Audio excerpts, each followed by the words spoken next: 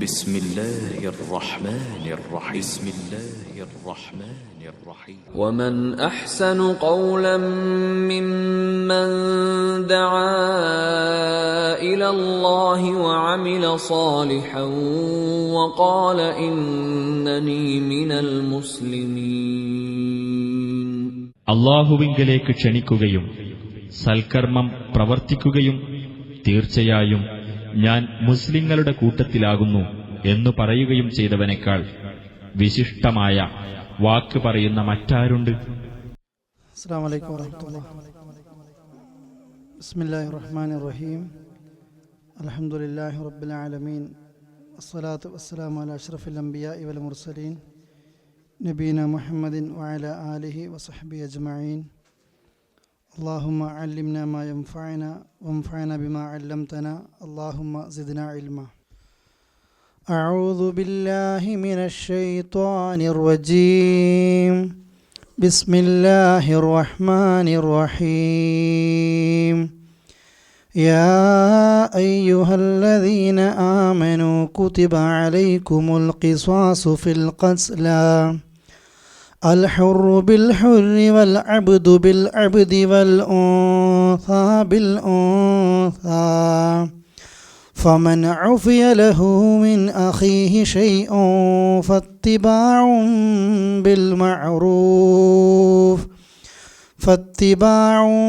بالمعروف وأداء إليه بإحسان ذلك تخفيف من ربكم ورحمة فمن اعتدى بعد ذلك فله عذاب أليم.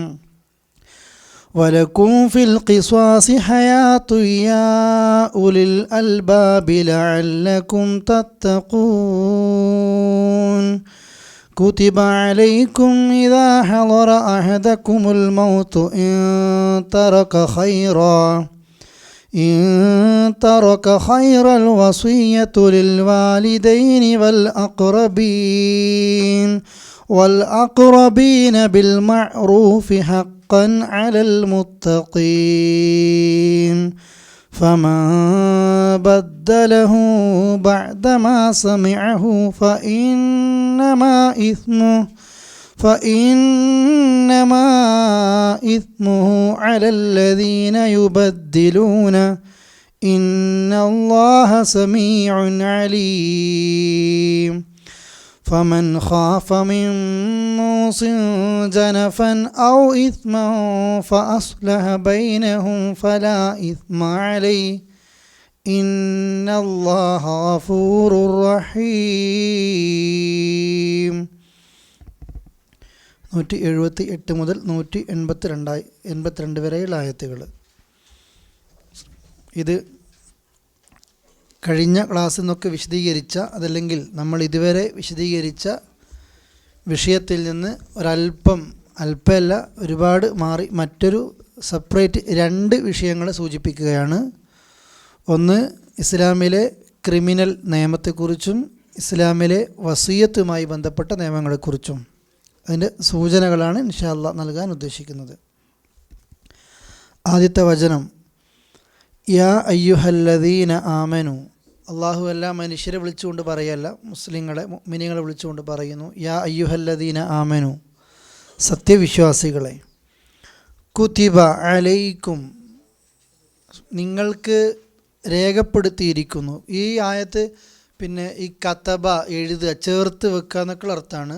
മാത്രമല്ല ഈ റമളാനുമായി ബന്ധപ്പെട്ട ആയത്തിൽ കുതിബ അലൈക്കുമു സിയാം, നിങ്ങൾക്ക് നോമ്പ് നിർബന്ധമാക്കപ്പെട്ടിരിക്കുന്നു. ഇവിടെ ഉദ്ദേശിക്കുന്നത് നിങ്ങൾക്ക് രേഖപ്പെടുത്തി വ്യക്തമാക്കി തന്നു കഴിഞ്ഞു. കുതിബ അലൈക്കും, നിങ്ങൾക്ക് രേഖപ്പെടുത്തി നിയമമാക്കപ്പെട്ടിരിക്കുന്നു. അൽ ഖിസാസ്, പ്രതികാരമല്ല, എന്താണ് പ്രതിക്രിയ, അത് നിങ്ങൾക്ക് നിയമമാക്കപ്പെട്ടിരിക്കുന്നു. ഫിൽ ഖത്ല, കൊലപാതകത്തിൽ അഥവാ വധിക്കപ്പെട്ട വധവുമായി ബന്ധപ്പെട്ട വിഷയത്തിൽ. ഉദ്ദേശിക്കുന്നത് കരുതിക്കൂട്ടി കൊല്ലലാണ്, അബദ്ധവശാൽ സംഭവിച്ചു പോകുന്നതല്ല. ഒരാളെ കരുതിക്കൂട്ടി കൊന്നു കഴിഞ്ഞാൽ ആ വിഷയത്തിൽ ഇസ്ലാമിൻ്റെ കാഴ്ചപ്പാട് നിങ്ങൾക്ക് പ്രതിക്രിയ നിയമമാക്കപ്പെട്ടിരിക്കുന്നു. യാ അയ്യുഹല്ലദീന ആമനു, സത്യവിശ്വാസികളെ, കുതിബ അലൈക്കുമുൽ ഖിസാസ്, പ്രതിക്രിയ നിങ്ങൾക്ക് മേൽ നിയമമാക്കപ്പെട്ടിരിക്കുന്നു, രേഖപ്പെടുത്തി വച്ചിരിക്കുന്നു. ഫിൽ ഖത്ല, വധിക്കപ്പെട്ട അതല്ലെങ്കിൽ കൊല്ലപ്പെട്ട ആ വിഷയത്തിൽ. എന്താണ് അൽ ഹുറു, സ്വതന്ത്രൻ, ബിൽ ഹുറി, സ്വതന്ത്രന് പകരമായിട്ട് മറ്റൊരു സ്വതന്ത്രൻ, അഥവാ അടിമയല്ലാത്ത വ്യക്തിക്ക് പകരമായിട്ട് അടിമയല്ലാത്ത സ്വതന്ത്രനെ തന്നെ കൊല്ലലാണ്. വൽ അബ്ദു, അടിമയെ കൊല്ലൽ, ബിൽ അബ്ദി, ആർക്ക് പകരമായിട്ട്? ആർക്ക് പകരമായിട്ട് അടിമേനെ കൊല്ലേണ്ടത്? അടിമക്ക് പകരമായിട്ട് മറ്റൊരു അടിമേനെ കൊല്ലുക. വൽ ഉൻസ, സ്ത്രീയെ പ്രതിക്രിയ നടത്താം. ആർക്ക് പകരമായിട്ട്? ബിൽ ഉൻസ, സ്ത്രീക്ക് പകരമായിട്ട്. സ്വതന്ത്രന് പകരം സ്വതന്ത്രൻ, അടിമക്ക് പകരം അടിമ, സ്ത്രീക്ക് പകരം സ്ത്രീ. ഇതാണ് ഇസ്ലാമിലെ കൊലപാതകത്തിലെ കരുതിക്കൂട്ടി കൊന്നുകഴിഞ്ഞാലുള്ള തിരിച്ചുള്ള ശിക്ഷാ നിയമം. ഈ ശിക്ഷ നടപ്പാക്കിയിട്ട് അല്ലാഹ് പറയാണ്, ഫമൻ, ആർക്കെങ്കിലും, ഇപ്പോൾ ആരെങ്കിലും, ഉഫിയ ലഹു, അഫ എന്ന് വെച്ചാൽ അല്ലാഹുമ്മ ഇന്നക അഫുവുൻ തുഹിബ്ബുൽ അഫ്വ ഫഅഫു, അല്ലേ, മാപ്പ് കൊടുക്കുക. ഫമൻ ഉഫിയ, ആർക്കെങ്കിലും മാപ്പ് ലഭിക്കപ്പെട്ടു. ഫമൻ ഉഫിയ ലഹു, അവന് മാപ്പ് ലഭിക്കപ്പെടുകയാണ്. മിൻ അഖീഹി, തൻ്റെ സഹോദരനിൽ നിന്ന്. അഥവാ ഒരാളെ കൊന്നു, ആ കൊല്ലപ്പെട്ടവൻ്റെ കുടുംബത്തിൽ നിന്ന് ആർക്കെങ്കിലും മാപ്പ് ലഭിക്കപ്പെടുകയാണെങ്കിൽ, ഷൈഉൻ വല്ലതുൻ, ഫത്തിബാഉം ബിൽ മഅറൂഫ്, അപ്പോൾ ആ സമയത്ത് ഇവനെന്ത് ചെയ്യണം? ഈ മാപ്പ് ലഭിക്കപ്പെട്ട് കഴിഞ്ഞാൽ കൊലപാതകം നടത്തിയ വ്യക്തി ഫത്തിബാഉൻ, അവൻ തുടർത്തണം, അല്ലെങ്കിൽ അതിനെ പിൻപറ്റണം. ബിൽ മഅറൂഫ്, സദാചാരം, ആ നാട്ടിലത്തെ മര്യാദ അനുസരിച്ചിട്ട് ബ്ലഡ് മണി കൊടുക്കണമെന്നാണ് ഉദ്ദേശിക്കുന്നത്. ആ ഫത്തിബാഉം ബിൽ മഅറൂഫ്, സദാചാരം അനുസരിച്ച് മര്യാദ പ്രകാരം അതിനെ പിന്തുടരണം. വ അദാഉൻ, അഥവാ നിർവഹിക്കണം, കൊടുത്തു വീട്ടണം. ഇലൈഹി, അവനിലേക്ക്, ബി ഇഹ്സാൻ, നന്മ ചെയ്തുകൊണ്ട്. ആദ്യം പറഞ്ഞു കൊലപാതകത്തിൽ ഇസ്ലാം പ്രതിക്രിയ നടത്തിയിട്ടുണ്ട്. അടിമക്ക് പകരം അടിമ, സ്വതന്ത്രന് പകരം സ്വതന്ത്രൻ, പെണ്ണിന് പകരം പെണ്ണ്. എന്നാൽ കൊലപാതകം നടത്തിയ വ്യക്തിക്ക് കൊല്ലപ്പെട്ട വ്യക്തിയുടെ വീട്ടുകാരിൽ നിന്ന് മാപ്പ് ലഭിക്കുകയാണെങ്കിൽ മര്യാദ അനുസരിച്ച് അതുമായി മുമ്പോട്ട് പോകണം. അതുപോലെ തന്നെ മാന്യമായിട്ട് അവർക്ക് നൽകേണ്ടത് എന്ത് ചെയ്യണം? കൊടുത്ത് വീട്ടുകയും ചെയ്യണം. ദാലിക, അത്, തഖ്ഫീഫുൻ, അതൊരു ലഘുവാണ്, അത് എളുപ്പമായതാണ്. മിർ റബ്ബിക്കും, നിങ്ങളുടെ റബ്ബിങ്കിൽ നിന്ന്, വറഹ്മ, അള്ളാഹുവിൻ്റെ അടുക്കൽ നിന്നുള്ള ഒരു കാരുണ്യം കൂടിയാണ്. ഫമൻ ഇഅ്തദ, ഇനി ആരെങ്കിലും അതിര് കവിയുകയാണെങ്കിൽ, അതിര് വിട്ടാൽ, ഈ നിയമങ്ങൾ രണ്ടും പറഞ്ഞിട്ടല്ല പറയുക, ഇതിനപ്പുറത്തേക്ക് ആരെങ്കിലും അതിര് കാണിക്കുകയാണ്, ബഅദ ദാലിക, ഇതിനൊക്കെ ശേഷം, ഫലഹു, അവനുണ്ട്, അദാബുൻ അലീം, വേദനയേറിയ ശിക്ഷയുണ്ട്. ഒന്നും കൂടെ ആയത്തിൻ്റെ അർത്ഥം ശ്രദ്ധിച്ചോ, വിശദീകരിക്കാതെ നേരിട്ട് ഖുർആൻ നിങ്ങൾക്ക് പറഞ്ഞു തരികയാണ്. മുസ്ലിങ്ങളിൽ ഭൂരിഭാഗം ആളുകൾക്കും നിയമങ്ങൾ അറിയാതെ ഇസ്ലാമിനെ നമ്മൾ പോലും കുറ്റപ്പെടുത്തുന്നൊരു മേഖലയാണിത്. അതുകൊണ്ടാണ് അള്ളാഹു പ്രയോഗിച്ച പദങ്ങൾ, ഖുർആൻ്റെ മുഅ്ജിസത്ത് അങ്ങനെയാണ്, നമ്മുടെ കൽബിലേക്ക് നേരിട്ട് പറയുക. യാ അയ്യുഹല്ലദീന ആമനു, സത്യവിശ്വാസികളെ, കുതിബ അലൈക്കുമുൽ ഖിസാസ്, പ്രതിക്രിയ നിങ്ങൾക്ക് മേൽ നിയമമാക്കപ്പെട്ടിരിക്കുന്നു. മനസ്സിലായല്ലോ, അറിയല്ലേ അല്ലേ? എന്താ? ഫിൽ ഖത്ല, എന്തിൻ്റെ വിഷയത്തിലാണ്? കൊലപാതകത്തിൻ്റെ, വധിക്കപ്പെട്ട വിഷയത്തിൽ. അൽ ഹുറു ബിൽ ഹുർ, സ്വതന്ത്രന് പകരം സ്വതന്ത്രൻ. വൽ അബ്ദു ബിൽ അബ്ദി, അടിമക്ക് പകരം അടിമ. വൽ ഉൻസ ബിൽ ഉൻസ, പെണ്ണിന് പകരം പെണ്ണ്. ഫമൻ ഉഫിയ ലഹു മിൻ അഖീഹി ഷൈഉൻ, ആർക്കെങ്കിലും തൻ്റെ സഹോദരനിൽ നിന്ന് വല്ല മാപ്പും ലഭിക്കപ്പെട്ടാൽ, സഹോദരൻ വെച്ചാൽ കൊല്ലപ്പെട്ട വ്യക്തിയാണോ, അല്ലെങ്കിൽ കൊല്ലപ്പെട്ടവൻ്റെ കുടുംബക്കാർ, അവനിൽ നിന്ന് മാപ്പ് ലഭിക്കപ്പെട്ടാൽ, ഫത്തിബാഉം ബിൽ മഅറൂഫ്, അവനെന്ത് ചെയ്യണം? ആ മര്യാദയെ പിൻപറ്റണം. ആ നാട്ടിലൊരു വിധി വരും, അതല്ലെങ്കിൽ ആ നാട്ടിൽ ആചാരം ഉണ്ടാകും, അത് ആ മര്യാദ പിൻപറ്റണം. വ അദാഉൻ ഇലൈഹി ബി ഇഹ്സാൻ, നല്ല നിലയിൽ അവന് കൊടുത്തു വീട്ടണം. എന്താ കൊടുത്തു വീട്ടേണ്ടത്? ദിയ, അല്ലേ? ദിയ കൊടുത്തു വീട്ടണം, അഥവാ ബ്ലഡ് മണി കൊടുത്തു വീട്ടണം. ദാലിക തഖ്ഫീഫും മിർ റബ്ബിക്കും വറഹ്മ, അത് നിങ്ങളുടെ റബ്ബിങ്കിൽ നിന്നുള്ള ഒരു ഇളവാണ്, ഒരു റഹ്മത്താണ് നിങ്ങൾക്ക് കിട്ടുന്ന. ഫമനി അത്തദാ ബഅദ ദാലിക്, ഇതിന് ശേഷം ആരെങ്കിലും അതിര് കവിയുകയാണെങ്കിൽ ഫലഹു അദാബുൻ അലീം, വേദനയേറിയ ശിക്ഷയുണ്ട്. ഇതാണ് ഈ വിഷയത്തിൽ പിന്നെ നമ്മൾ ബേസിക്കായിട്ട് മനസ്സിലാക്കേണ്ടത്. ഇസ്ലാമിലെ ഏത് നിയമങ്ങൾ എടുത്ത് നോക്കിക്കഴിഞ്ഞാലും ഈ കൊലപാതകം പോലെയുള്ള ഒരു കുറ്റം ചെയ്താൽ കുറ്റവാളിയെ അല്ല ഇസ്ലാം നോക്കുന്നത്, ഇസ്ലാം സമൂഹത്തെയാണ് നോക്കുന്നത്. 2, കൊല്ലപ്പെട്ട കുടുംബക്കാരെയാണ് ഇസ്ലാം എപ്പോഴും നോക്കുന്നത്. പിന്നെ ഈ നിയമം ഇസ്ലാമിനെ പരിഹസിക്കാൻ ഏതെങ്കിലും വ്യക്തികൾക്ക് കഴിയുമെന്നില്ല. ഇസ്ലാം വരുന്ന സമയത്തിൻ്റെ മുമ്പ് തന്നെ അറബികളിൽ, ജൂതരിൽ, ക്രൈസ്തവരിലൊക്കെ ഏത് നിയമങ്ങളുണ്ടായിരുന്നു? ഈ കൊലപാതക നിയമം ഉണ്ടായിരുന്നു, അഥവാ കൊന്നോനെ കൊല്ലണം എന്നുള്ള നിയമം ഉണ്ടായിരുന്നു. പക്ഷെ ഇസ്ലാം അതിനെ ക്രമീകരിച്ചു എന്ന് മാത്രം. ഇസ്ലാം വരുന്നതിന് മുമ്പ് ഇങ്ങനെയല്ല കൊലപാതകം നടത്തിയത്. പിന്നെ വലിയ ഉയർന്ന ജാതിക്കാർ കൊന്നു കഴിഞ്ഞാൽ, ഉയർന്ന ജാതിക്കാർ താഴേക്കിടയിലുള്ളവരെ കൊന്നു കഴിഞ്ഞാൽ ഓരോ തിരിച്ചു കൊല്ലാനൊന്നും പറ്റുമെന്നില്ല. ഇന്ന് നമ്മൾ കാണുന്നില്ല നാട്ടിലൊക്കെ സ്വാധീനമുള്ള ആൾക്കാർ താഴ്ന്ന ജാതിക്കാരെ കൊന്നെങ്കിൽ ഒന്നിന് കുറേ ആൾക്കാരെ കൊല്ലും. താഴ്ന്ന ജാതിക്കാരിൽപ്പെട്ട ഒരു അടിമയെ കൊന്നെങ്കിൽ അടിമേനെ മാത്രമൊന്നല്ല, ആ അടിമയുടെ യജമാനനെ കൊല്ലും. ഒരു പെണ്ണാ കൊന്നതെങ്കിൽ പെണ്ണിനെ മാത്രമല്ല, പെണ്ണിൻ്റെ ഭർത്താവിനെ കൊല്ലും. പാടുണ്ടോ അത്? ഒരു സ്ത്രീ ഒരാളെ കൊന്നു, അങ്ങനെ കൊന്നു കഴിഞ്ഞാൽ ആ സ്ത്രീയുടെ ഭർത്താവിനെ കൊല്ലാൻ പാടുണ്ടോ? ഇല്ല. ഇസ്ലാം അത് കൃത്യമായി പഠിപ്പിച്ചു. എന്നാൽ ഇതിൻ്റെ കൂടെ നമ്മൾ മനസ്സിലാക്കുക, ഒരാളെ കുറേ ആൾ കൊന്നു, എന്താ ചെയ്യേണ്ടത്? ഒരാളെ കുറേ ആൾ കൊന്നു, ഇവിടെ ഒരാളെ കൊന്നാൽ അയാളെ കൊല്ലണം. ഒരാളെ എല്ലാവരും കൂടി കൊന്നാൽ എല്ലാവരെയും എന്ത് ചെയ്യണം? കൊല്ലണം. ഉമർ റളിയല്ലാഹുവിന്റെ ശിക്ഷ നടപ്പാക്കിയ ഹദീസുകളിൽ കാണാനും പറ്റും. അഥവാ കരുതിക്കൂട്ടി ഈ കൊലപാതകങ്ങളൊക്കെ അബദ്ധത്തിൽ സംഭവിക്കുന്നതല്ല കേട്ടോ. ഈ നിയമം ഇസ്ലാമിക രാജ്യത്തെ ഭരണാധികാരികൾക്ക് ബോധ്യപ്പെടണം. എന്ത്? പിന്നെ ഈ കൊലപാതകം നടത്തിയത് കരുതിക്കൂട്ടി കൊന്നതാണ് എന്ന് സാക്ഷികൾ മുഖേന. നബി സല്ലല്ലാഹു അലൈഹി വസല്ലം മുമ്പിലേക്ക് ഏത് കേസുകൾ വരുമ്പോഴും അവിടുന്ന് പറയാറുണ്ട്, ഞാൻ നിങ്ങളുടെ ബാഹ്യമായതും സാക്ഷികളെയും നോക്കിയിട്ടാണ് വിധിക്കുക, ആരുടെയും കൽബ് എനിക്ക് അറിഞ്ഞുകൂടാ. റസൂൽ ഒരു വിധി വിധിക്കുമ്പോൾ സാക്ഷികളെ നോക്കും, തെളിവ് നോക്കും. അതിൽ കളവ് പറയുന്നുണ്ടാവും, സത്യം പറയുന്നവരുണ്ടാവും. അത് റസൂലുള്ളാഹിക്ക് മനസ്സറിയാനൊന്നും പറ്റില്ല. ബാഹ്യമായ തെളിവുകൾ നോക്കിയിട്ട് ഞാൻ നിങ്ങൾക്ക് വിധിക്കും. ആരെങ്കിലും എൻ്റെ അടുത്ത് കളവുമായിട്ടാണ് വരുന്നതെങ്കിൽ നരകത്തിലെ തീക്കഷ്ണാണ് അവൻ വാങ്ങുന്നത് എന്ന് റസൂലുള്ളാഹി പ്രത്യേകിച്ച് എന്ത് ചെയ്യും? ഓർമ്മപ്പെടുത്തുകയും ചെയ്യും.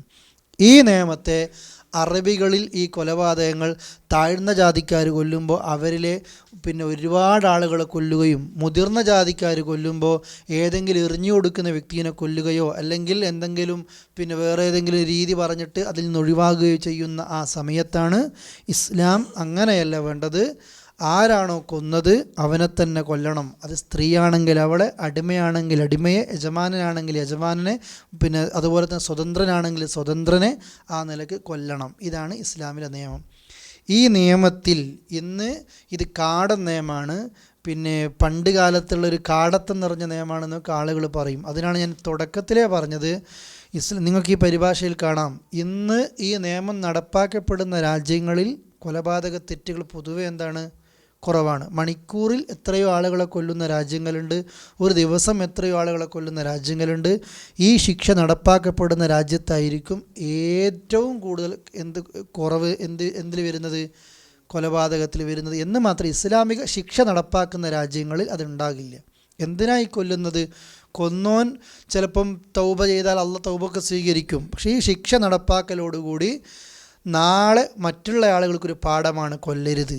ഇവനെ കൊല്ലാതെ വിട്ടാൽ ഞാൻ ഒരാളെ കൊന്നിട്ടും 10 ആളെ കൊന്നിട്ടും എനിക്കിതാ സ്വതന്ത്രമായിട്ട് ഇന്ത്യയിൽ കൂടെ നടക്കാൻ പറ്റുന്നുണ്ട്, അല്ലെങ്കിൽ എൻ്റെ നാട്ടിൽ കൂടെ നടക്കാൻ പറ്റുന്നുണ്ട്.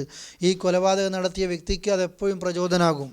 ആരെ കൊന്നാലും പ്രശ്നമൊന്നുമില്ല, ഇന്നയാളെ പിടിച്ചാൽ മതി, എനിക്ക് ജാമ്യം കിട്ടും. ഇതുകൊണ്ട് ചിന്തയാണ്. അതുകൊണ്ട് തന്നെ കൊലപാതകങ്ങൾ എന്ത് ചെയ്യും? കൂടിക്കൊണ്ടേയിരിക്കും. നേരെ മറിച്ചിട്ട് ഈ ശിക്ഷ നടപ്പാക്കപ്പെടുകയാണെങ്കിലോ ഇവൻ്റെ കൈകളെ കൊണ്ട് വേറെ ആരും മരിക്കൂല. അതുപോലെ തന്നെ ഇത് കണ്ടു കഴിഞ്ഞാൽ വേറെ ആരും എന്ത് ചെയ്യൂല? ഈ അബദ്ധം ചെയ്യുകയില്ല. രണ്ടാമത് പിന്നെ സമൂഹത്തെ നോക്കുന്നു കുഴപ്പങ്ങളില്ലാതിരിക്കാൻ. അതുപോലെ തന്നെ കൊല്ലപ്പെട്ട വ്യക്തിയുടെ വീട്ടുകാർക്ക് അപ്പോഴാണ് എന്ത് കിട്ടുന്നത്? നീതി ലഭിക്കുന്നത്. സ്വന്തം കുടുംബത്തിൽ ഈ അനുഭവങ്ങൾ വരുമ്പോൾ ഇതിനെ മുമ്പ് പരിഹസിച്ച ആളുകൾ പോലും ആ സമയത്ത് എന്ത് ചെയ്യലുണ്ട്? പറയലുണ്ട്, നീതി കിട്ടുന്നത് വരെ പോരാടും. എന്തിനാ? അത് പിന്നെ ആ കൊലപാതകം കാണാനുള്ള ഇഷ്ടം കൊണ്ടല്ല, അത്രയും സ്നേഹിച്ച, അത്രയും പിന്നെ ഞങ്ങൾക്ക് വേണ്ടപ്പെട്ട ഒരാളെയാണ് അത് നിഷ്ഠൂരായിട്ട് ഒരാളെ കൊന്നുകളഞ്ഞത്. ഇസ്ലാം പറയുന്നു, ഇവിടെ ഒന്നും തെറ്റിദ്ധരിക്കരുത്, അബദ്ധത്തിൽ കൊന്നാലല്ല, ഈ നിയമം നടപ്പാക്കുന്നത് പൂർണ്ണമായും 100% കരുതിക്കൂട്ടി മനഃപൂർവ്വം കൊന്നതാണ് എന്ന് കോടതിക്ക് ബോധ്യപ്പെട്ടാൽ മാത്രമാണ് എന്ത് ചെയ്യുന്നത്, ഈ നിയമം നടപ്പാക്കുന്നത്. സൂറത്തുൽ മാഇദയിൽ കാണാം നമ്മൾക്ക് 45-ാമത്തെ ആയത്തിൽ ഈ ജൂതന്മാരൊക്കെ ഇതിന് എതിർത്ത് പറയുമ്പോൾ അല്ലാഹ് പറയാണ്, ഈ തൗറാത്തിലൊക്കെ എഴുതി വെച്ചതാണ്, എന്താണ്, അന്ന നഫ്സ ബിൻ നഫ്സി, നഫ്സിന് പകരം നഫ്സ്, വൽ ഐന ബിൽ ഐനി, കണ്ണിന് പകരം കണ്ണ്, വൽ അൻഫ ബിൽ അൻഫി, മൂക്കിന് പകരം മൂക്ക്, വൽ ഉദുന ബിൽ ഉദുനി, അതുപോലെ തന്നെ ചെവിക്ക് പകരം ചെവി, വസിന്ന ബിസിന്നി, പല്ലിന് പകരം പല്ല്, വൽ ജുർഹ ഖിസാസ്, ഈ മുറിവുകൾക്കുള്ള പ്രതിക്രിയ ഇങ്ങനെയാണ്. കൊന്നോനെ ഇങ്ങനെ കൊല്ലുക, പല്ലടിച്ച് പൊട്ടിച്ചോൻ്റെ മോന്തടിച്ച് പൊട്ടിക്കുകയല്ല. പല്ലടിച്ച് പൊട്ടിച്ചോൻ്റെ ഇസ്ലാമിക നിയമം എന്താണ്, ഓൻ്റെ പല്ല് പൊട്ടിക്കുക, കണ്ണ് പൊട്ടിച്ചോൻ്റെ കണ്ണ് പൊട്ടിക്കുക, ചെവി മുറിച്ചോൻ്റെ ചെവി മുറിക്കുക. ഇപ്പോഴും നമ്മൾ പിന്നെ ഇപ്പോഴും ഓർമ്മയുണ്ട്, മലയാള പത്രത്തിലും പത്രങ്ങളിലൊക്കെ വന്ന വിഷയം. ഈ നിയമം മുമ്പ് പിന്നെ നടപ്പാക്കുമ്പോൾ കണ്ടില്ലേ, കണ്ണ് ചൂഴ്ന്നെടുക്കുക എന്നൊക്കെ പറയില്ലേ, പച്ചയിലൊരു മനുഷ്യനെ പിടിച്ചിട്ട് കണ്ണിങ്ങനെ പൊട്ടിച്ചെടുക്കുക. ഇസ്ലാമിനോ അല്ലെങ്കിൽ ഇസ്ലാമിക രാജ്യത്തിനോ അല്ലെങ്കിൽ ഇസ്ലാമിക ശിക്ഷ നടപ്പാക്കുന്ന ഒരു കാളിക്കോ ആ നിലക്കല്ല. അവസാന ഘട്ട നിങ്ങൾ ഏതും ഇവിടെ സിവിൽ നിയമമായിക്കോട്ടെ, ക്രിമിനൽ നിയമമായിക്കോട്ടെ, ഇസ്ലാമിക ഖുർആനും സുന്നത്തും വെച്ച് വിധിക്കുന്ന ഇതുപോലെയുള്ള നാടുകളിൽ ജഡ്ജിമാർ ഒരു, ഇന്നത്തെ പത്രത്തിൽ നിങ്ങൾ കണ്ടില്ലേ, പിന്നെ ജഡ്ജി ഇവിടെ ഈ നാട്ടിലൊരു ശീലം എങ്ങനെയാണെന്ന് വെച്ചാൽ, ഒരു വിധി വിധിച്ചു കഴിഞ്ഞാൽ ആ കാളി ചോദിക്കും, ഈ ശിക്ഷയിൽ നിനക്ക് തൃപ്തിയുണ്ടോ, എന്തെങ്കിലും തിരിച്ചു പറയാനുണ്ടോ, വിദേശ ഭാഷക്കാരനാണെങ്കിൽ നിനക്ക് തർജ്ജമ ചെയ്യാൻ ആൾ വേണോ, ഇത് ചോദിക്കും. ഇതാ ഇന്നതാണ് നീ ചെയ്ത തെറ്റ്, ഇന്നതാണ് സാക്ഷികളുള്ളത്, ഇന്നതാണ് അതിൻ്റെ വിധി, ഈ വിധിയെക്കുറിച്ച് നിനക്ക് എന്തെങ്കിലും പറയാനുണ്ടോ. ഇന്നത്തെ പത്രത്തിലും അല്ലേ, മുമ്പ് കുറച്ച് വർഷങ്ങൾക്ക് മുമ്പ് ഒരാളെ കൊലപാതകം നടത്തിയത് കാരണത്താൽ പിന്നെ വധശിക്ഷയ്ക്ക് വിധിക്കപ്പെട്ട ആളുകളോട് ചോദിക്കുകയാണ്, അത് ഇസ്ലാമിക നിയമമാണത്, ചോദിക്കണം, നിനക്കുണ്ടോ, പറയാനുണ്ടോ, ഉണ്ടെങ്കിൽ അതിനനുസരിച്ച് പിന്നീട് എന്ത് ചെയ്യാം, മേൽക്കോടതികളിലേക്ക് പോകാം, പറയേണ്ടവരോട് പറയാം. എല്ലാ പഴുതും കഴിഞ്ഞു, കൊലപാതകം നടത്തിയ പ്രതിക്ക് 100% ബോധ്യപ്പെടും, ഞാൻ ചെയ്തത് തെറ്റാണ്, മനഃപൂർവ്വമാണ് ചെയ്തത് എന്ന് പ്രതിക്കും ബോധ്യപ്പെടും, കോടതിക്കും ബോധ്യപ്പെട്ട് കഴിഞ്ഞാലാണ് ഇസ്ലാമിക ശിക്ഷ എന്ത് ചെയ്യുന്നത്, നടപ്പാക്കപ്പെടുന്നത്. അത് പല്ല് പൊട്ടിച്ച പല്ലാണ്, കാത് പൊട്ടിച്ച കാതാണ്, കണ്ണ് പൊട്ടിച്ച കണ്ണാണ്. ഇതാണ് ഈ ഇസ്ലാമിക ശിക്ഷയിൽ ഏതെങ്കിലും കാരുണ്യത്തിൻ്റെ കുറവുണ്ട്. ഇതൊരു കാരുണ്യ ശരിക്കും ശിക്ഷയിലും എന്തുണ്ട്, ഒരു കരുണയുണ്ട്. ഒരാൾക്കും എന്ത് ഉണ്ടാവില്ല, ഒരു പരാതിയില്ല, ഇങ്ങനെ സംഭവിച്ചു. ചില വിഷയങ്ങളിലൊക്കെ പിന്നെ ഈ കൊലപാതകമല്ലാത്ത വിഷയത്തിലും തലവെട്ടുന്നത് കാണലുണ്ട്, മയക്ക് വരുന്ന പോലത്തെ അങ്ങനത്തെ പിന്നെ രാജ്യദ്രോഹപരമായ കുറ്റങ്ങളൊക്കെ. ഒരു നാട്ടിലത്തെ നിയമങ്ങൾ ആ നാടിനനുസരിച്ച് ആ നാട്ടിലത്തെ ഭരണാധികാരികൾക്ക് എന്ത് ചെയ്യാം, നടപ്പാക്കാം ഒക്കെ ചെയ്യാം. അത് ഈ കൊലപാതകം തന്നെ പിന്നെ ഗണ്ണുപയോഗിച്ച് വേണോ, വാളുപയോഗിച്ച് വേണോ, പിന്നെ അടി ഏത് നിലക്ക് വേണം, അതൊക്കെ ആരുമായി ബന്ധപ്പെട്ട വിഷയമാണ്, ആ നാട്ടിലത്തെ കാളിയുമായി ബന്ധപ്പെട്ട വിഷയമാണ്.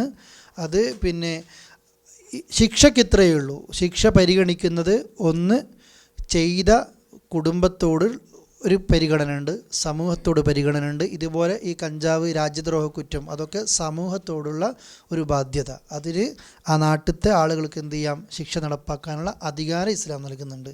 അതിനനുസരിച്ച് ചെയ്യുന്നുള്ളൂ. ആ ശിക്ഷ മാന്യമായിട്ട് നൽകുന്നു, വികൃതമായിട്ടല്ല, മാന്യമായിട്ട് നൽകുന്നു. ഈ ശിക്ഷ ഇതിലേറ്റവും പഠിക്കേണ്ടത്, ഇത് നടപ്പാക്കാത്ത രാജ്യങ്ങൾ, ഈ ഇസ്ലാമിക ശിക്ഷയെ വിമർശിക്കുന്ന രാജ്യങ്ങളിൽ സ്ത്രീകൾക്ക് സ്വസ്ഥമായിട്ട് നടന്നുകൂടാ. പിന്നെ എത്ര ആളുകളെ കൊന്നു കഴിഞ്ഞാലും കൊലപാതകം നടത്തിയവനായിരിക്കും അവസാനം ഏറ്റവും വലിയ ആളായിട്ട് സ്റ്റാറായിട്ട് വരുന്നത്. മറ്റവൻ നീതി കിട്ടാതെ 2 ദിവസം പത്രത്തിൽ വരും, പിന്നെ ഒരു അഡ്രസ്സ് ഉണ്ടാകില്ല. മറ്റവൻ അടുത്ത പണി, ഒന്നിനെയും കൊന്ന് അടുത്ത പണി തുടർന്നു കൊണ്ടേയിരിക്കും. അല്ലെങ്കിൽ പ്രതികളെ റെഡിയാക്കി വെച്ചിട്ടാണ് വേറെ ആളെ കൊല്ലുന്നത്. അപ്പം കൊന്നു കഴിഞ്ഞാൽ തന്നെ പ്രതികൾ ഇവിടെ ഓട്ടോമാറ്റിക്കലി ഞാൻ ഹാജരാകുകയാണ്, പൈസ കിട്ടിയിട്ടുണ്ടാവും, നിൻ്റെ കുടുംബത്തിൻ്റെയോ കോടതിൻ്റെയോ മുഴുവൻ ചിലവ് നമുക്ക് തരാം എന്നുള്ള രീതിയിൽ. അങ്ങനെയല്ല ഇസ്ലാം കാണുന്നത്, നീതിയാണ്. അതുകൊണ്ടാണ് പറഞ്ഞത് ഈ നിലയ്ക്ക് ശിക്ഷ നടപ്പാക്കപ്പെടും. അങ്ങനെ ആർക്കെങ്കിലും ശിക്ഷ കിട്ടിക്കഴിഞ്ഞാൽ പരലോകത്ത് ഈ കൊലപാതകവുമായി ബന്ധപ്പെട്ടവൻ എന്തുണ്ടാകൂല, ശിക്ഷ ഉണ്ടാവില്ല. മനസ്സിലായോ?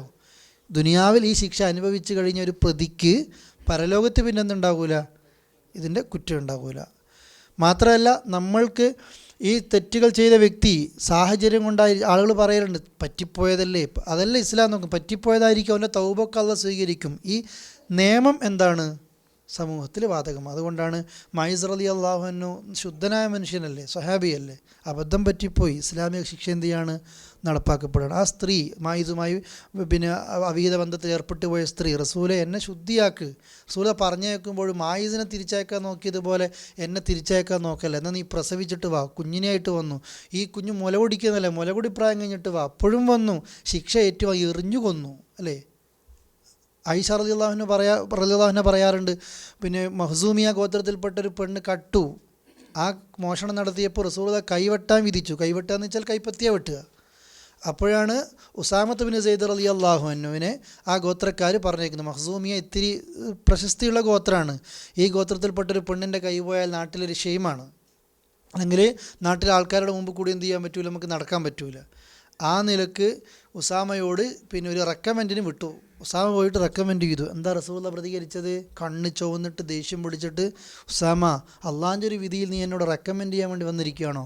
പോയി മെമ്പറിലേക്ക് കയറിയിട്ട് പറഞ്ഞു, മദീനത്തെ മെമ്പർ കയറിയിട്ട് അന്ന് പറഞ്ഞു, ഇതാ പിന്നെ നിങ്ങളുടെ മുൻഗാമികൾ നശിപ്പിക്കപ്പെടാൻ കാരണം അവരെന്ത് ചെയ്തു, ഈ വിഷയത്തിൽ ഇതുപോലെ അവരിലെ പാവപ്പെട്ടവർ കട്ടാൽ അല്ലെങ്കിൽ കുറ്റം ചെയ്താൽ അവർക്ക് ആ ശിക്ഷ നടപ്പാക്കും, പണക്കാർ കട്ടാലോ ഒന്നും ശിക്ഷ നടപ്പാക്കാതെ വിടുകയും ചെയ്യും. അത് മുൻഗാമികൾ നശിപ്പിക്കാൻ പറ്റുന്ന കാരണം. എന്നിട്ട് കൈമുറിച്ചു.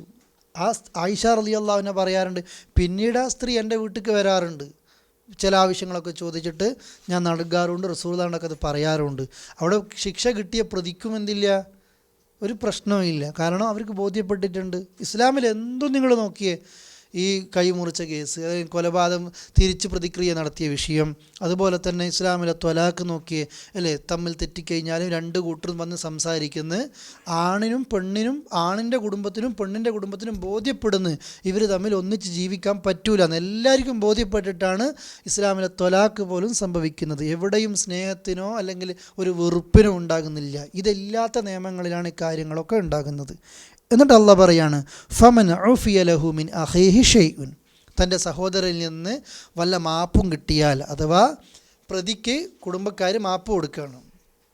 സംഭവിക്കാമല്ലേ, ഏത് നാട്ടിലും ഏത് രാജ്യത്തും പിന്നെ ഉമ്മക്ക് മാപ്പ് കൊടുക്കുക, ഭാര്യയ്ക്ക് മാപ്പ് കൊടുക്കുക, മക്കൾക്ക് മാപ്പ് കൊടുക്കുക. അങ്ങനെ മാപ്പ് കൊടുത്തു കഴിഞ്ഞാൽ നേരെ മാപ്പും കിട്ടി പോകലല്ല. ഇസ്ലാമിൽ ഒരു ബ്ലഡിന് വിലയുണ്ട്. അള്ളാഹ് നൽകിയ ബ്ലഡ് നമുക്ക് ആരാൻ്റെ ബ്ലഡല്ല, നമ്മളെ ബ്ലഡ് പോലും എന്ത് ചെയ്യാൻ പാടില്ല, മുറിക്കാൻ പാടില്ല. ആത്മഹത്യ ചെയ്യാൻ പാടുണ്ടോ? ഇല്ല. നമുക്ക് നമ്മളെപ്പോലും നശിപ്പിക്കാൻ പാടില്ല. എന്നിട്ടല്ലേ മറ്റുള്ളവനെ കൊലപാതകം നടത്തുന്നത്. അങ്ങനെ ആരെങ്കിലും ചെയ്താൽ അതിന് അവനെത്ര ഏത് വിഭാഗപ്പെട്ട ആളുകളാണെങ്കിലും ആ സദാചാരപ്രകാരം ചില കാര്യങ്ങൾ പിൻപറ്റണം. ദിയത്ത് കൊടുക്കുകയും വേണം, ബ്ലഡ് മണി കൊടുക്കണം. അത് അവരെത്രയാണോ ആവശ്യപ്പെടുന്നത്, അല്ലെങ്കിൽ ഖാളി എത്രയാണോ ആവശ്യപ്പെടുന്നത് അത് നൽകുക. അത് പരസ്പരം ധാരണയിലേക്ക് എത്താം. പിന്നെ എത്രയാണോ പറ്റുന്നത് ആ നിലക്ക് എന്ത് ചെയ്യുക, ധാരണയിലേക്ക് എത്താം. ദാലിക തഖ്ഫീഫും മിർ റബ്ബിക്കും വറഹ്മ, അതൊരു റഹ്മത്താണ്, അള്ളാഹിൻ്റെ അടുക്കൽ നിന്നുള്ള ഒരു ഇളവാണ്. നമ്മൾ ഈ രാജ്യത്ത് തന്നെ ഒരുപാട് കാണലുണ്ട്. ഇപ്പോൾ ഈ അടുത്തും കണ്ടു അല്ലേ, രാജകുടുംബത്തിൽപ്പെട്ടൊരു വ്യക്തി മറ്റൊരാളെ കൊന്നിട്ടും മാപ്പ് കൊടുക്കാതെ വന്നപ്പോൾ കൊന്നു. അതുപോലെ തന്നെ കൊലപാതകം നടത്താൻ നോക്കുമ്പോൾ, പിന്നെ പ്രതിയെ കൊല്ലാൻ നോക്കുമ്പോൾ അവസാന ഘട്ടത്തിൽ മാപ്പും കൊടുത്തു. എന്തിനാ ആ സമയത്ത് മാപ്പ് കൊടുത്തത്? ലോകം അറിയട്ടെ, ഇസ്ലാമിൽ ഏത് വലിയ ആൾ കൊന്നു കഴിഞ്ഞാലും കുടുംബക്കാർ മാപ്പ് കൊടുക്കുന്നില്ലെങ്കിൽ അവർക്ക് എന്തെന്നാ വിധി? കൊലപാതകം തന്നെ അല്ലേ. ഇത് ഇസ്ലാമിലല്ലാത്ത ഈ ഒരു നിയമമില്ല. ഫമനി ഇഅ്തദാ ബഅദ ദാലിക്, അതിനുശേഷം ആരെങ്കിലും അതിരി കാണിച്ചാൽ. ഇതാണ് മൂന്നാമത്തെ ഭാഗം. ഒന്നാമത്തത് കൊലപാതകം പ്രതിക്രിയ നടത്തണമെന്ന് പറഞ്ഞു. 2 ഇളവ് കിട്ടിയാൽ പിന്നെ നാട്ടാചാരപ്രകാരം സദാചാരപ്രകാരം ദിയത്ത് ആ നിലക്ക് കൊടുക്കുകയും വേണം, അതിൽ ആ നിലക്ക് പോകണം. മൂന്നാമത് പറയുന്നു, ഈ പറഞ്ഞ കണ്ടീഷനിൽ നിന്നൊക്കെ ആരെങ്കിലും അതിരി കവിഞ്ഞാൽ, എന്ന് വെച്ചാൽ ബ്ലഡ് മണി കൊടുക്കുക എന്ന് പറഞ്ഞു, വാങ്ങി കുറച്ച് വേറെ കുടുംബക്കാർ പറയുക അതൊന്നും പോരാ, കൊല്ലു തന്നെ വേണം, അങ്ങനെയൊക്കെ സംഭവിച്ചൂടെ? അങ്ങനെ ചെയ്താൽ, അല്ലെങ്കിൽ പിന്നെ ഒരിക്കലൊന്ന് പറയുക പിന്നെ കൂട്ടി പറയുക, അല്ല വേറൊന്ന് ബ്ലഡ് മണിയൊക്കെ തീരുമാനിച്ചിട്ട് ജയിലിൽ നിന്ന് പുറത്തിറങ്ങിയപ്പോൾ അതന്നേരം കുടുങ്ങിപ്പോയപ്പോൾ പറഞ്ഞതാണ് അത്രയൊന്നും എനിക്ക് തരാൻ പറ്റൂ, എൻ്റെ അടുത്ത് അത്രയൊന്നും ഇല്ല എന്ന് പറഞ്ഞിട്ട് ഇവൻ വേറെ മോഡലാക്കുക. ഈ നിലക്ക് ഏത് നിലക്കും അതിരി കാണിച്ചാൽ അള്ളാഹ് പറയാണ് ഫലഹു അദാബുൻ അലീം, വേദനയേറിയ ശിക്ഷ അവനുണ്ട്. ഇതാണ് ഇസ്ലാമിലെ നിയമം. ഇതൊരു ക്രിമിനൽ നിയമമാണ്. വ്യഭിചരിച്ചു, ശിക്ഷ നടപ്പാക്കപ്പെട്ടു, മയ്യത്ത് നിസ്കരിക്കാൻ പറ്റും? തീർച്ചയായിട്ടും മയ്യത്ത് നിസ്കരിക്കണം, തീർച്ചയായിട്ടും. ജുഹൈനിയ ഗോത്രത്തിൽപ്പെട്ട സ്ത്രീ പിന്നെ മരണപ്പെടുന്ന ഘട്ടം സഹാബികളൊക്കെ ഇങ്ങനെ എറിയാണ്. അതിൽ ഖാലിദ് റളിയല്ലാഹുവിൻ്റെ ഏറാണ് കൊള്ളേണ്ടടുത്ത് കൊണ്ടതും മരിച്ചതും, ബ്ലഡ് തെറിച്ചു. അപ്പോൾ ഖാലിദ് റളിയല്ലാഹു പറഞ്ഞു, ഈ വ്യഭിചരിച്ച പെണ്ണിൻ്റെ ബ്ലഡ് എൻ്റെ ഡ്രസ്സിലോ? അപ്പോൾ റസൂൽ കരീം സ്വല്ലല്ലാഹു അലൈഹി വസല്ലം കേൾക്കുന്നുണ്ട്, മഹ്ലൻ യാ ഖാലിദ്, ആകെ അങ്ങനെ ഖാലിദേ ഒന്ന് സാവകാശം കാണിക്കുക അല്ലേ. മദീനത്തെ 70 ആൾ ചെയ്ത തൗബ, ഈ പെണ്ണിൻ്റെ തൗബ കനം തൂങ്ങുന്നത് ഏതായിരിക്കും? ഈ പെണ്ണിൻ്റെ, ഇത് ശുദ്ധിയാകാൻ ഇങ്ങോട്ട് വന്നതാ. ഉമർ ചോദിച്ചു, റസൂലെ അതുസല്ലി അലൈഹ ഫഖദ് സനത്, വ്യഭിചരിച്ച പെണ്ണിന് വേണ്ടിയിട്ട് നിങ്ങൾ നിസ്കരിക്കുകയാണോ? അപ്പോഴും ഉമറിനോട് റസൂൽ കരീം സ്വല്ലല്ലാഹു അലൈഹി വസല്ലം പറഞ്ഞു അല്ലേ, ഒരാൾക്കും നമുക്ക് എന്തില്ല, ആ നിലക്കില്ല. തെറ്റ് അതോടുകൂടി അവർക്ക് പൊറുക്കപ്പെടുകയാണ്, തൗബ അല്ലാഹ് സ്വീകരിക്കുകയാണ്. ആ നമ്മുടെ മയ്യത്ത് നിസ്കാരത്തിൽ എന്തില്ല, അതൊന്നും ബാധകമാകുന്നില്ല. അത് നമ്മൾ അള്ളാഹുലേക്ക് ഇത് വിടുന്നു. അള്ളാഹിനെ റസൂലിനെ ഇഷ്ടപ്പെടുന്ന ഒരാളിൽ എന്ത് തെറ്റ് കണ്ടു കഴിഞ്ഞാലും അവരാരെ ഇഷ്ടപ്പെടുന്നവരാ? അള്ളാഹിനെ ഇഷ്ടപ്പെടുന്നവരാ. റസൂൽ കരീം സ്വല്ലല്ലാഹു അലൈഹി വസല്ലം അടുത്ത് നിന്ന് കള്ള് കുടിച്ചിട്ട് നിരന്തരം അടി കിട്ടുന്ന ആൾക്കാരുണ്ട്. ഒരിക്കലും ഒരു സാഹിബ് പറഞ്ഞു, എത്ര തവണ ഈ അടി കിട്ടുന്നത്? നിന്നൊന്ന് അള്ളാഹ് നിന്നയാക്കട്ടെ. അപ്പോൾ റസൂൽ പറഞ്ഞില്ല, പാടില്ല. അദ്ദേഹം അള്ളാഹിനെ റസൂലിനെ ഇഷ്ടപ്പെടുന്ന വ്യക്തിയെ. ഇതാണ് നമ്മൾ മുസ്ലിങ്ങളോട് എല്ലാവരോടും നമ്മൾ കാണിക്കേണ്ട നിലപാട്. ഞാൻ ചെയ്യുന്ന നന്മ വേറൊരാൾ ചെയ്യുന്നില്ലെങ്കിൽ അയാളോട് നമുക്ക് വെറുപ്പായിരിക്കും, അത് പാടില്ല. ചിലപ്പോൾ നമ്മളെക്കാളും മറ്റുള്ള വിഷയത്തിൽ അള്ളാഹിനോട് സൂക്ഷ്മത കാണിക്കുന്ന ആളായിരിക്കും, അവനായിരിക്കും. നമ്മൾ ചില പലതിലും നമ്മൾ ആ ഭാഗം മിണ്ടൂല. നമ്മളെന്നാൽ നല്ല സ്ട്രോങ് ചെയ്യുന്ന ചില സുന്നത്തും സ്ട്രോങ് ചെയ്യുന്ന ചില നന്മൊക്കെ ഉണ്ടാവും. അത് വേറെ ആരും ചെയ്തിട്ടില്ലെങ്കിൽ ഓനൊക്കെ പിഴച്ചോനാ. ഈ ധാരണ നമ്മൾ എന്ത് ചെയ്യണം? മാറ്റണം. ഏത് വിഷയത്തിലാകട്ടെ പടച്ചോനെ റസൂലിനെ ഇഷ്ടപ്പെടുന്ന ഒരാളെ നമ്മൾ ആ നിലക്ക് വെറുക്കരുത്. സൗമ്യമായിട്ട് നസീഹത്തോടുകൂടി നല്ലതിലേക്ക് കൊണ്ടുവരാൻ ശ്രദ്ധിക്കുക. എന്തിനാണ് ഈ പ്രതിക്രിയ? വലക്കും നിങ്ങൾക്കുണ്ട്, ഫിൽ ഖിസാസി പ്രതിക്രിയയിൽ, ഹയാത്തുൻ ഒരു ജീവിതമുണ്ട്. പ്രതിക്രിയയിൽ മരണമുണ്ട് എന്നല്ല പറഞ്ഞത്, എന്താണ്? ജീവിതമുണ്ട്. യാ ഉലിൽ അൽബാബ്, ബുദ്ധിയുള്ളവരെ, ഇത്തിരിയെങ്കിലും തലേൻ്റെ ഉള്ളിൽ എന്തെങ്കിലും ഉണ്ടെങ്കിൽ അവർക്ക് ചിന്തിക്കാൻ പറ്റും. പ്രതിക്രിയയിലാണ് എന്തുള്ളത്? ഒരു സമൂഹത്തിൻ്റെ ജീവിതമുള്ളത്. ലഅല്ലക്കും തത്തഖൂൻ, നിങ്ങൾ സൂക്ഷ്മത പാലിച്ചേക്കാവുന്നതാണ്. ഞാൻ നേരത്തെ പറഞ്ഞില്ലേ, ഈ പ്രതിക്രിയ നടത്തുമ്പോഴാണ് ആളുകൾക്ക് സ്വസ്ഥമായിട്ട് ജീവിക്കാൻ പറ്റുന്നത്. എന്തിനും തൊടുന്നതിനും തൊട്ടതിനൊക്കെ കൊലപാതകം നടത്തി. ഇപ്പം നമ്മുടെ നാട്ടിൽ നോക്കിയാൽ നിങ്ങൾ ചെറിയ പൈസക്ക് വേണ്ടിയിട്ടാണ് കൊല്ലുന്നത്. എന്തിനും കൊലപാതക അല്ലേ? വിചാരിച്ചൊരു കാര്യം നേടിയെടുക്കാൻ ഈ കൊലപാതകം നടത്തുന്നു. വ്യഭിചരിക്കണം, വ്യഭിചരിച്ചാൽ പോരെ, വ്യഭിചരിച്ചിട്ട് ആ പെണ്ണിനെ കൊന്ന് കഷ്ണാക്കി തൂക്കിയിടണം. മനുഷ്യർക്ക് എവിടുന്നാണ് ഈ ചിന്ത കിട്ടിയത്? ഇന്ന് മുമ്പ് കോളേജ് പഠിക്കുന്ന സമയത്ത് ഓരോ പത്രക്കാരും അവരുടെ അനുഭവം ആ ജേർണലിസ്റ്റിൻ്റെ ഫീൽഡിൽ അവർ ചെയ്യുന്ന ഒരു കാര്യം വിശദീകരിച്ചിരുന്നു. ഇപ്പോഴും മനസ്സത്തറിച്ചിട്ടുണ്ട്, അതിങ്ങനെ ഓർമ്മ വരുന്നുണ്ട്. അദ്ദേഹം പറഞ്ഞത്, ഒരു വ്യഭിചാരം, ഒരു ബലാത്സംഗ വാർത്ത ഞങ്ങൾ പത്രത്തിൽ എഴുതുന്നത്, ആ പത്രം വായിക്കുന്ന അതല്ലെങ്കിൽ ഒരു ചാനലിൽ ഒരു ബലാത്സംഗ വാർത്ത കാണുന്ന ഒരു വ്യക്തിക്ക് ആ പെണ്ണിനവരിങ്ങനെ ചെയ്തല്ലോ എന്ന ചിന്തയല്ല ഉണ്ടാകുന്നത്. നേരെ മറിച്ചിട്ട് എങ്ങനെയാണ് ചെയ്തത്, എന്താ ചെയ്തത്, ഈ പത്രത്തെക്കാളും ഡീറ്റെയിൽസ് ആയിട്ട് അപ്പുറത്തുണ്ടോ, ഈ ചിന്തയിലുണ്ടാകുന്ന സ്വാഭാവികമായിട്ടും. ഇതാണ് അവരെഴുതിക്കുന്നത്. നമ്മൾക്ക് ഒരു ഖേദം ഉണ്ടാക്കുകയില്ല. ഒരു കുറ്റം കാണുമ്പോൾ ആ പത്രത്തിൽ എഴുത്ത് കാണുമ്പോൾ ഇതേ വൃത്തികേട് വേറൊരാൾ നടപ്പാക്കാൻ വേണ്ടി ശ്രമിക്കുക അല്ല. ഇത് കുറ്റങ്ങളിങ്ങനെ കൂടിക്കൊണ്ടേയിരിക്കുക. വടകരയിൽ സ്കൂളിൽ LP സ്കൂൾ പഠിക്കുന്ന കുട്ടിയാണ്. ഇൻ്റർവെൽ സമയത്ത് ഒരു വെള്ളം കുടിക്കാൻ വേണ്ടി ഒരു കളവൻ്റെ വീട്ടിൽ തൊട്ടപ്പുറത്ത് ഒരു നിഷ്കളങ്കയായ കുട്ടിയാണ്. ആ കുട്ടിയെപ്പോലും ഈ വൃത്തികേടിന് ഉപയോഗിച്ച് കഷ്ണമായിട്ട് കൊത്തി നുറുക്കിയിട്ട് ചാക്കിൽ കെട്ടിയിട്ട് ഈ തട്ടിലിങ്ങനെ വെക്കുകയാണ്. ഇതെവിടുന്ന ആളുകൾക്ക് കിട്ടുന്നത് അല്ലേ? ആർക്കും ആരെയും കൊല്ലാം. പൈസ കൊടുക്കാത്തതിൻ്റെ പേരിൽ അമ്മയെ വടിക്കഷ്ണം എടുത്തിട്ട് കൊല്ലുന്നു. സ്വത്ത് തർക്കത്തിൻ്റെ പേരിൽ ജ്യേഷ്ഠനെ അനുജൻ കൊല്ലുന്നു. മലപ്പുറത്തൊരു വീടിൻ്റെ മുകളിൽ കയറി എറിഞ്ഞ് കൊല്ലുന്നു. എല്ലാവരും കൊല്ലുകയാണ്. എവിടെയാണോ പണം കൊണ്ടുപോകുന്നത്, ആ പണം ചിലപ്പോൾ അവസാനം കൊന്നു കഴിഞ്ഞാൽ കിട്ടുക 700 റുപ്യക്ക് ആയിരിക്കും. 700 റുപ്യക്ക് ഇന്ത്യൻ്റെ കിട്ടുക അല്ലേ? അങ്ങനെയില്ലേ? ദുബായിലൊരു മുതലാളിക്ക് അല്ലേ, ഒരു സ്വന്തം പെങ്ങളെ കല്യാണം നടത്താൻ വേണ്ടിയിട്ടാണ് ഒരു ദിവസം ജോലിയിൽ നിന്ന് ലീവ് എടുത്തിട്ട് ഗോഡൗണിൽ ഒളിച്ചിട്ട് മുതലാളി വരുമ്പോൾ അതിൻ്റെ ഉള്ളിൽ നിന്ന് കൊന്നു കളയുന്നത്. എന്താ കിട്ടിയത്? ഇത്തിരി കിട്ടിയിട്ടുണ്ട്. മനുഷ്യന്മാർക്ക് എവിടുന്ന ഈ കൊല്ലാൻ തോന്നുന്ന ഈ ചിന്തകൾ ഉണ്ടാകുന്നത്?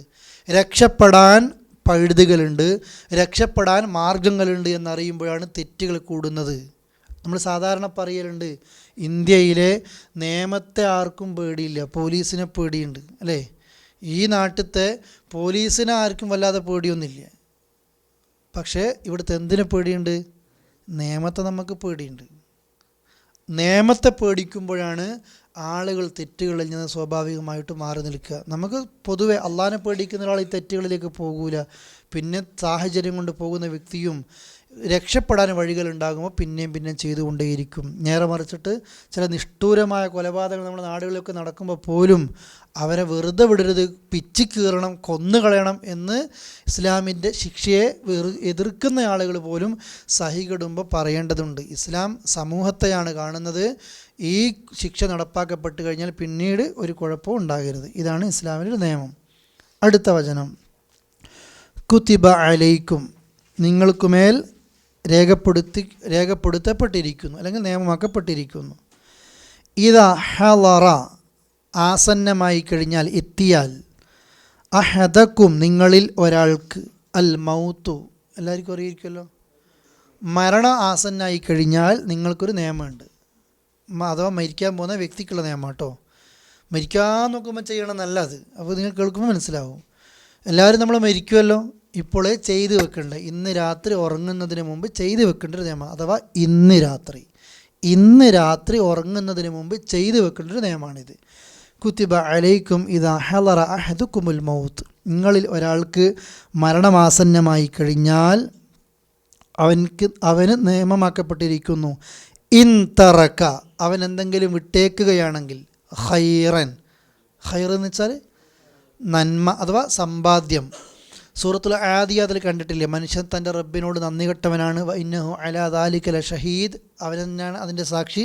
വ ഇന്നഹു ലഹുബ്ബിൽ ഖൈരി ലഷദീദ്, അവൻ ഖൈറിനെ ഇഷ്ടപ്പെടുന്നു എന്ന് വെച്ചാൽ പണത്തെ വല്ലാതെ ഇഷ്ടപ്പെടുന്നു. ഖൈർ കൊണ്ട് ഉദ്ദേശിക്കുന്നത് എന്താണ് ഇവിടെ? സമ്പത്ത് കേട്ടോ. ഇൻ തറക്ക ഖൈറൻ, അവൻ സമ്പത്ത് വിട്ടേക്കുകയാണെങ്കിൽ, അവന് വല്ല ഗുണവും, ഉദ്ദേശിക്കുന്നത് എന്താണ്? സമ്പത്ത്, പൈസ, പണം അല്ലെങ്കിൽ സ്വത്ത് വിട്ടേക്കുകയാണെങ്കിൽ എന്താണ് നിയമമാക്കപ്പെട്ടത്? അൽ വസിയ്യ, വസിയ്യത്ത് നിയമമാക്കപ്പെട്ടിരിക്കും. ആയത്ത് ഓതേണ്ടത് കുതിബ അലൈക്കും, നിങ്ങൾക്കുമേൽ നിയമമാക്കപ്പെട്ടിരിക്കുന്നു. ഇദാ ഹളറ അഹദക്കുമുൽ മൗത്ത്, നിങ്ങളിൽ ഒരാൾക്ക് മരണം ആസന്നമായാൽ, ഇൻ തറക ഖൈറൻ, അവൻ സമ്പത്ത് വിട്ടേച്ചു പോവുകയാണെങ്കിൽ, അൽ വസിയ്യ, വസിയ്യത്ത് നിയമമാക്കപ്പെട്ടിരിക്കുന്നു. ആർക്കൊക്കെ? ലിൽ വാലിദൈനി, മാതാപിതാക്കൾക്ക്, വൽ അഖ്റബീന, അടുത്ത കുടുംബക്കാർക്ക്, ബിൽ മഅറൂഫ്, അഥവാ മര്യാദയനുസരിച്ച്, ഹഖൻ, അതൊരു ബാധ്യതയാണ്, അലൽ മുത്തഖീൻ, മുത്തഖീങ്ങളുടെ മേൽ. അഥവാ മരണമാസന്നമാകുന്ന ഒരു വ്യക്തി തൻ്റെ മാതാപിതാക്കൾക്കും തൻ്റെ കുടുംബക്കാർക്കും അടുത്ത കുടുംബക്കാർക്കൊക്കെ വസിയ്യത്ത് എഴുതി വെക്കൽ നിർബന്ധമാണ്.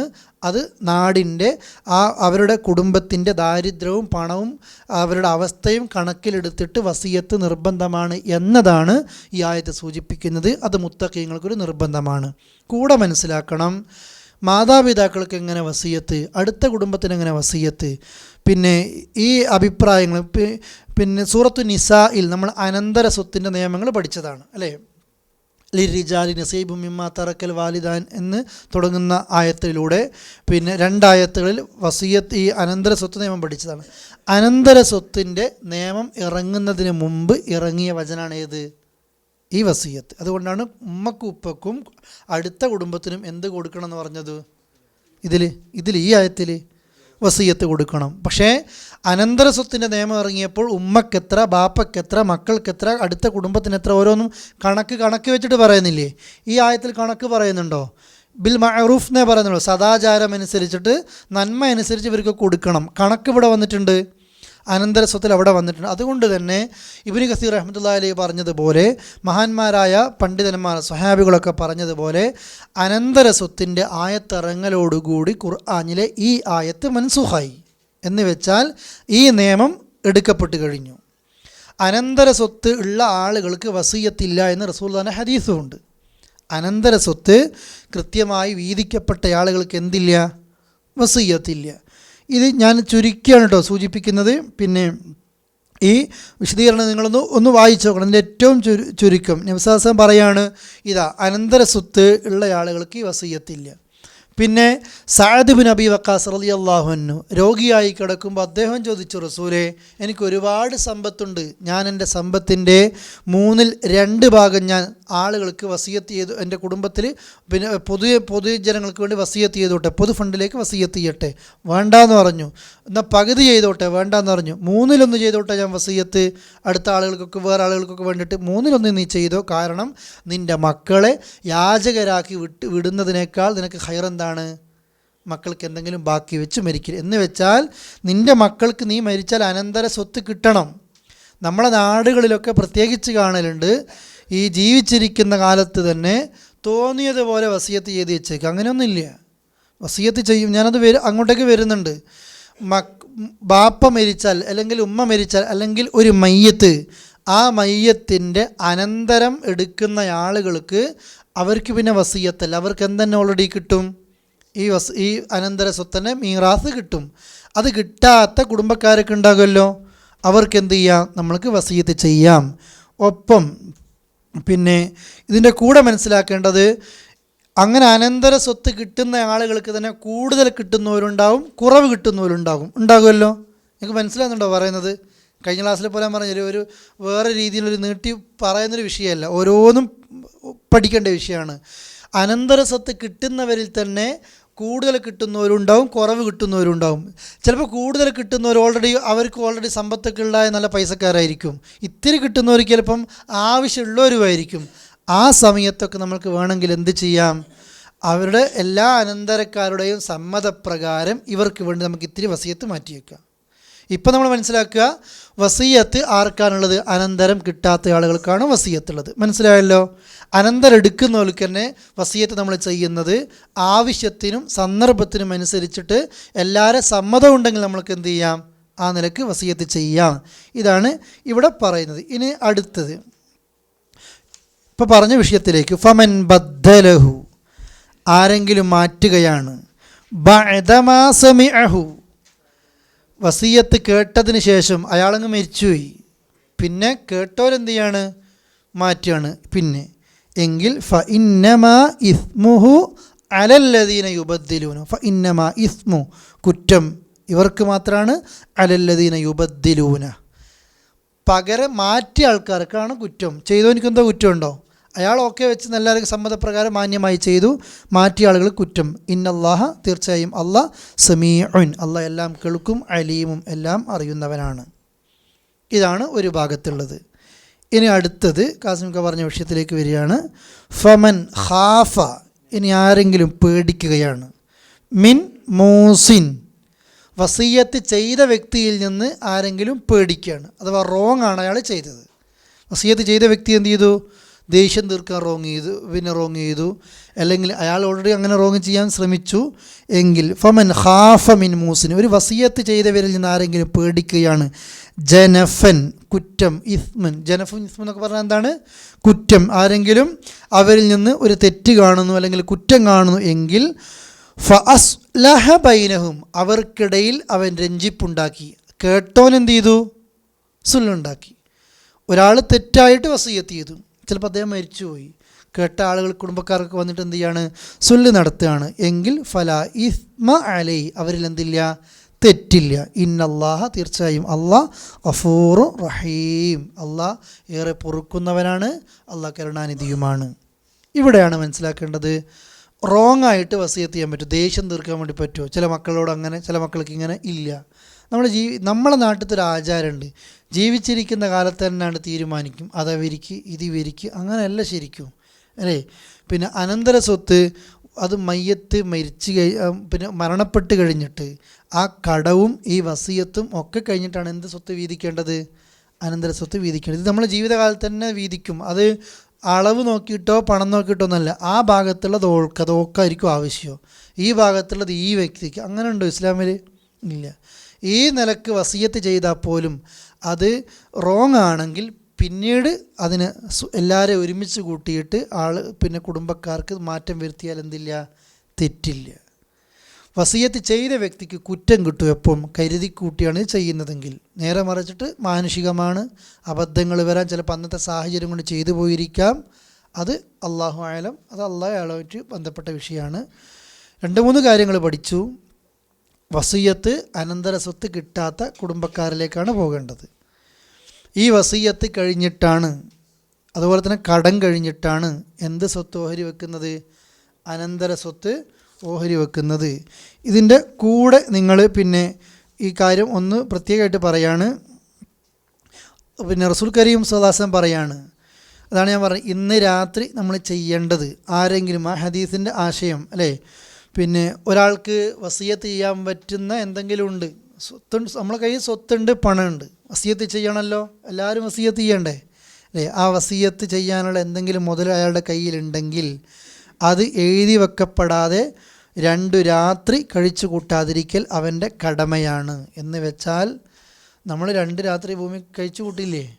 എപ്പോഴും നമ്മൾ മരണപ്പെട്ട് കഴിഞ്ഞാൽ നമ്മുടെ വസിയത്ത് എന്ത് ചെയ്യണം? അടുത്തുണ്ടായിരിക്കണം. ആളുകൾക്കത് പെട്ടെന്ന് മനസ്സിലാക്കാൻ സാധിക്കണം. ആരും അത് ചെയ്യൂല. നമ്മുടെ വസിയത്ത് എന്തുണ്ടായിരിക്കണം? ഞാൻ മരണപ്പെട്ട് കഴിഞ്ഞാൽ അല്ലേ, ഷെയ്ഖ് അൽബാനിയൊക്കെ എഴുതി വെച്ചത് കാണാം, അല്ലെങ്കിൽ പണ്ഡിതന്മാരൊക്കെ എഴുതി വെച്ചത് കാണാം, ഞാൻ മരണപ്പെട്ട് കഴിഞ്ഞാൽ നിങ്ങൾ എനിക്ക് വേണ്ടിയിട്ട് ഈ ഒച്ച ഉണ്ടാക്കി കരയരുത്, അത് എൻ്റെ ഖബർ ശിക്ഷയ്ക്ക് എനിക്ക് വിധേയമാകും. ഞാൻ മരണപ്പെട്ട് കഴിഞ്ഞാൽ പെട്ടെന്ന് തന്നെ ഖബറടക്കണം. ഞാൻ മരണപ്പെട്ട് കഴിഞ്ഞാൽ എൻ്റെ മക്കളായ നിങ്ങൾ തോന്നിവാസങ്ങളിലേക്ക് നിങ്ങൾ പോകരുത്, നിങ്ങൾ ഷിർക്കിലേക്ക് പോകരുത്, വിദേഹത്തിലേക്ക് പോകരുത്. യാക്കൂബിനും മരിക്കാൻ നോക്കുമ്പോൾ ചോദിച്ചില്ലേ, എൻ്റെ മരണശേഷം നിങ്ങൾ ആരെ ആരാധിക്കാൻ? ശരിക്ക് പരലോകത്ത് ഈ ഉപ്പയെ രക്ഷപ്പെടാൻ, അല്ലെങ്കിൽ നമ്മൾ രക്ഷപ്പെടാൻ എല്ലാ മക്കൾക്ക് വസിയത്ത് ചെയ്തിട്ടാണ് എന്ത് ചെയ്യേണ്ടത്? നമ്മൾ മരിക്കേണ്ടത്. നമ്മൾ ഇതിനാണ് എന്ത് ചെയ്യേണ്ടത്? തയ്യാറാകേണ്ടത്. ഇത് നമ്മൾ സ്വാഭാവികമായിട്ടും ചെയ്യേണ്ടതാണ്. ഒപ്പം ഈ സ്വത്ത് ചെയ്യുക. 2 ദിവസം അല്ലേ നമ്മൾ ഈ ഭൂമി കഴിച്ചു കൂട്ടിയ ആളുകൾ എന്തും നമ്മൾ എഴുതി വെച്ച് വസിയത്തായിട്ട് അതിനെ നിൽക്കുക. ഇതിൻ്റെ കൂടെ നിങ്ങൾ മനസ്സിലാക്കിയോ, ഞാൻ നേരത്തെ പറഞ്ഞു, അനന്തര സ്വത്ത് കിട്ടുന്ന ആളുകൾക്ക് പ്രത്യേകമായിട്ട് നമ്മൾ എന്ത് ചെയ്യേണ്ട ആവശ്യമില്ല, ഒരു വസിയത്ത് നൽകേണ്ട ആവശ്യമില്ല. അതുപോലെ തന്നെ സ്വത്ത് അനന്തരം കിട്ടുന്ന ആളുകളിൽ തന്നെ കൂടുതൽ പൈസക്കാരുണ്ടാവും, കൂടുതൽ ദാരിദ്ര്യമുള്ളവരുണ്ടാവും. അതിന് കണക്കനുസരിച്ച് നമ്മൾ എന്ത് ചെയ്യണം? ആ നേരത്ത് ചെയ്തിരിക്കണം. അതുപോലെ തന്നെ പിന്നെ സ്വത്ത് കിട്ടാത്ത അടുത്ത കുടുംബക്കാർക്ക് പിന്നെ വസിയത്ത് ചെയ്യൽ എല്ലാവർക്കും, അവർക്കും എന്തെങ്കിലും കൊടുക്കൽ, സ്വത്ത് അനന്തര സ്വത്ത് കിട്ടാത്ത ആളുകൾക്ക് കൊടുക്കൽ ഒരു ധാർമ്മികമായ കടമയാണ്. കൊടുത്തിട്ടില്ലെങ്കിൽ ഇന്ന കുറ്റം കിട്ടുമോ, ഇസ്ലാമിക കോടതിയിൽ നിന്ന് ശിക്ഷ കിട്ടുമോ എന്നൊന്നുമില്ല. പക്ഷേ അള്ളാഹ് പറയുന്നത് ഹഖൻ അലൽ മുത്തഖീൻ, ഇതെന്താണ്? മുത്തഖീങ്ങളുടെ മേൽ ഒരു ബാധ്യതയാണത്. അതുപോലെ തന്നെ പിന്നെ പണം അനുസരിച്ച്, കുടുംബത്തിനനുസരിച്ച് എല്ലാവർക്കും ആ നിലക്ക് വേണ്ടപ്പെട്ടവർക്ക് വസിയത്ത് നൽകാം. പക്ഷേ വസിയത്ത് സ്വത്ത് എത്രയിൽ കൂടാൻ പാടില്ല? 3-1 കൂടാൻ പാടില്ല എന്ന് പഠിച്ചു. വസിയത്തിൽ റോങ് ഉണ്ടാകരുത് എന്ന് പഠിച്ചു. അതുകൊണ്ട് നമ്മൾ റോങ് ചെയ്യരുത്. നമ്മൾ ആരെങ്കിലും റോങ് ചെയ്തിട്ട് ഓവർ കിട്ടിയിട്ടുണ്ടെങ്കിൽ അത് വേണ്ട, നമുക്ക് ഒന്ന് സുൽഹാക്കിയിട്ട് എല്ലാവരെയും ഒരു കോംപ്രമൈസ് ആക്കാതെ നമ്മൾ ശ്രമിക്കണം. നിങ്ങൾ ഇത്ര പഠിക്കണം. ഇപ്പോൾ അതാണ് നമ്മൾ ചെയ്യേണ്ടത്. അനന്തര സ്വത്ത് കിട്ടുന്ന ആളുകൾക്ക് ഈ വസിയത്ത് സ്വത്ത് ഇല്ല എന്നും പഠിക്കുക.